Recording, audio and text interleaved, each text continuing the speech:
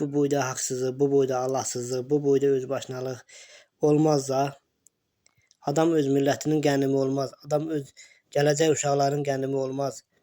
Siz məni vadar eləyirsiniz. Mən gənə deyirəm, günü 10 manat işləsəm, mən Sahil Babayev nədir? O kimlərə mən düşüb belə bir hərəkətlər eləyirəm.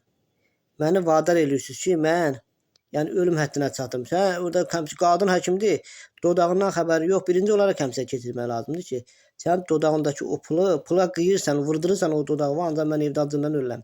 Beynəlxalq bank mənim zəhrimi yarıb. Neçə dəfə məktub yazmışam ki, ödəyə bilmirəm. 80 manat alıram, onu məcbur kreditə tutur.